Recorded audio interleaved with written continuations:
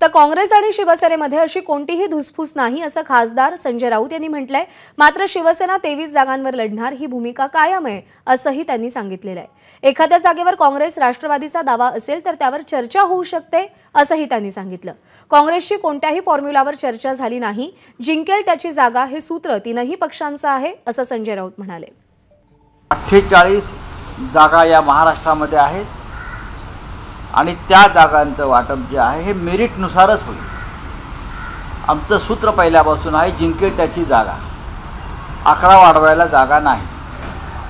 हा नक्कीच आम्ही शिवसेनेची एक भूमिका वारंवार राहिलेली आहे की आम्ही 23 जागा लढत राहिलो, तर 23 जागावरती आम्ही लढणं गरजेचं आहे। याच्यामध्ये काय कोणाला आक्षेप घेण्याचं कारण नाही। वंचित बहुजन आघाडीशी आमची चर्चा सुरू आहे।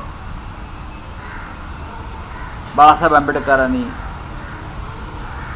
काही लोक त्यासाठी त्यांचे पक्षातले प्रमुख लोक चर्चेसाठी लिखूड केलेले आहेत। स्वतः बाळासाहेब आंबेडकर संपर्कात आहेत। काल राष्ट्रवादी काँग्रेसचे जयंतराव पाटील, जितेंद्र आव्हाड हे मातोश्रीवर आले होते आणि साधारण माननीय उद्धवजी तिथे उपस्थित होते, मी होतो, शुभा देसाई होते। 2-2.5 तास आमच्यामध्ये अत्यंत चांगल्या वातावरणामध्ये चर्चा झाली।